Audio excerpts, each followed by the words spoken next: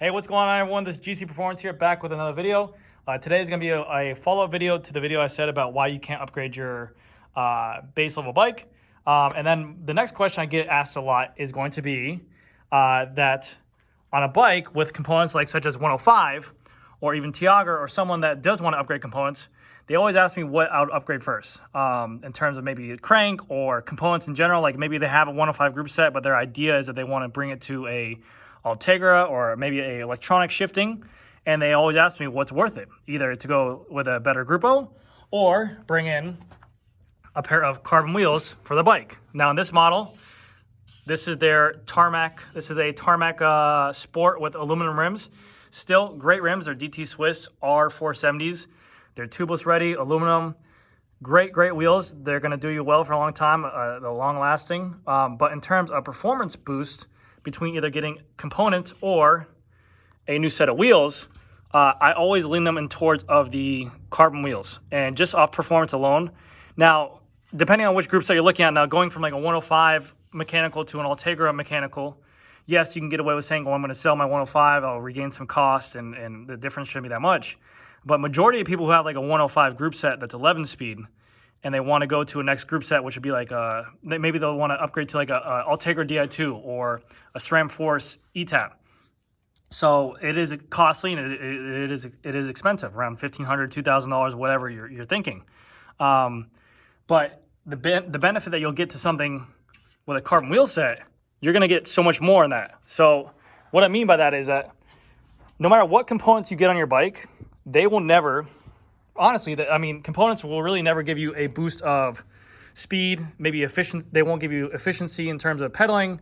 They might give you an extra gear, maybe a better ratio that you can ride. But in terms of actually like speed or performance difference, there's really nothing they're going to be doing. Whereas if you get a pair of carbon wheels, one, they're going to be lighter. Two, they're going to be, depending on if you get a deeper depth, maybe they have a better hub engagement, maybe there's better bearing inside there.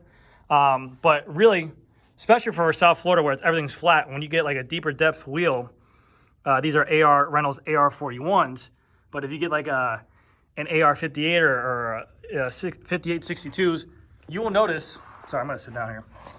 You will notice that with a deeper dish wheel, it is easier to maintain speed at your higher end speed. So when you're in a group ride, or if you're doing a longer ride and you're at your top end speed of whatever that is, it'll be easier to maintain that speed because that deeper dish is going to allow you to maintain your top end speed easier.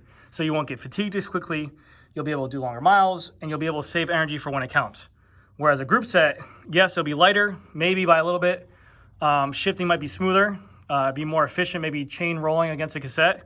But is it really going to save you like wattage and give you more performance? No. So I always recommend, because you can get a wheel set nowadays. I mean, Hunt is out there, Reynolds is out there, Specialized Revolver offering wheels on $1,750. They don't need to be these $2,500, $3,000 wheels. You can still get huge performance increases with a $1,500 carbon fiber wheel. They're lighter, they're wider. Let's say you live in a mountainous area with even this shallow depth rim. There's a little bit less of a depth there, but with them being that skinnier depth on there, and they're going to roll a little bit better, but also with the carbon fiber, because this deeper dish is deeper right here, what that's going to do, it's going to increase,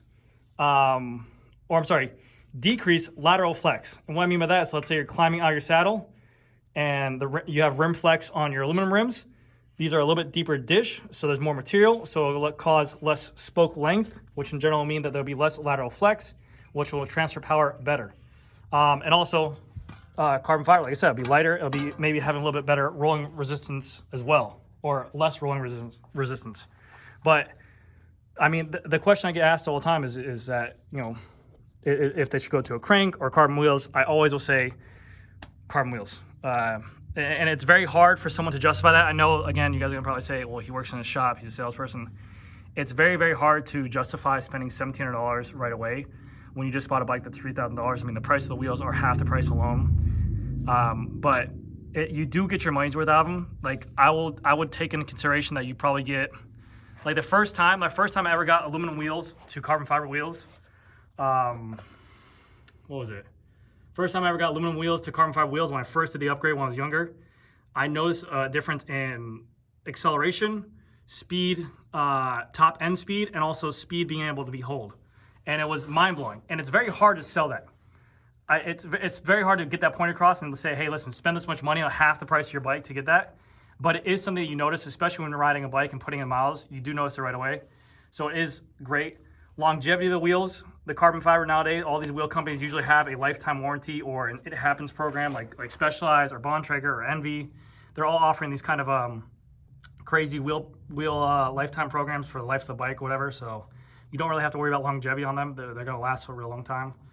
But yeah, I mean, in terms of group sets, I've used to do bikes. I used to have an S-Works Tarmac SL2 with a Shimano 105 10-speed group set on there because of the fact that I didn't care that much about the components. Mainly, I just cared about the frame and a nice pair of, like, I had the Mavic Cosmics on there, and I just rode the crap out of the bike. It was a great bike, but I didn't want to sacrifice paying that much money for a group set because I didn't have the money at the time, and I preferred just to get the meat and potatoes of the frame and the wheels, which made it a good deal. So that's my take on that option. You could do components, and definitely between the two of them, carbon wheels for sure aesthetically looks better than the components. A build that I did recently, I did a Venge frame. My own personal bike is a Venge frame. It was a Venge Elite, so it was an old school 2018 Venge. It had 105 on it and had aluminum wheels. I put on Reynolds Strike X wheels on there, and then I had a full 105 mechanical grip set. I slowly upgraded the 105 to a Dura-Ace rear derailleur, a Dura-Ace front derailleur. I don't know why, but I just wanted it for aesthetics. A Dura-Ace crank, because again, aesthetics. And then I left the 105 shifters on there for the longest time just because of the fact that I couldn't afford the Dura-Ace. And even when I got them, I just didn't want to change them because I'm lazy. But the benefit I noticed from the wheels right away gave me much more power. So that's my take on the situation. I hope you guys enjoyed the video. If you guys do have any questions or comments or anything like that, leave them down below. If you guys enjoy the video, like it. I mean, I hate telling people what to do, but actually don't do it. I don't care. Don't like it all. But yeah, let me know what you guys think of this video. I did want to talk about in terms of frames, what you should buy in that general sense of maybe upgrading your components on your bike compared to upgrading your frame, which one you should do there. Let me know if you guys are interested in that video as well. 10K giveaway is coming up soon. And yeah, I mean, that's going to do it. Yeah, and like I said, you can get a nice pair of, I think, carbon wheels nowadays for like $1,100, $200, $1,200. I think Reynolds makes a pair of wheels for $1,300. Insane deals, tubeless ready, lifetime warranty on the wheels. So don't be scared to go ahead and buy those things. They are a huge benefit, and I promise you, I know it's hard to hear your bike mechanic or bike salesman say, buy these wheels. You're gonna notice the difference, but sometimes you just gotta spend half the money on the wheels, and you'll get a insane reaction out of them. So, but yeah, thank you guys so much, and I'll see you guys later.